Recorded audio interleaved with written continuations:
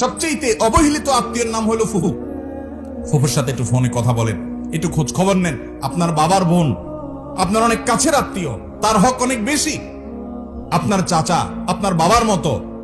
কোনো কারণে যদি মনোমালিন্য থাকে, জমি জমা নিয়ে গন্ডগোল থাকে, বাপের সাথে থাকুক বা আপনার সাথেও থাকুক, কিন্তু খবরদার তিনি আপনার আত্মীয়। কিয়ামতের দিন বান্দার হক, মানবাধিকার সম্পর্কে যখন আপনাকে প্রশ্নের মুখোমুখি হবে, যেই মামলার নিষ্পত্তি আল্লাহ নিজেও করবেন না, ওই মানুষ থেকে মাপ নিতে হবে, সেই মামলা আপনি ধরা পড়ে যাবেন, তখন আপনি বিপদে পড়বেন। এই জন্য সেই সময় যেন আপনি মুক্তি পান, নাজাত পান, এই জন্য চাচার সাথে সম্পর্কটা ভালো রাখবেন।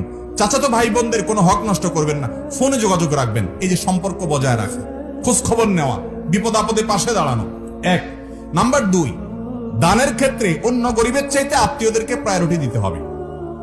আপনি যাকাতের টাকা দিবেন, আপনার আত্মীয়ের ভিতরে যদি গরিব লোক থাকে, আপনার চাচা, আপনার চাচাতো ভাই বোন, আপনার ফুফু, আপনার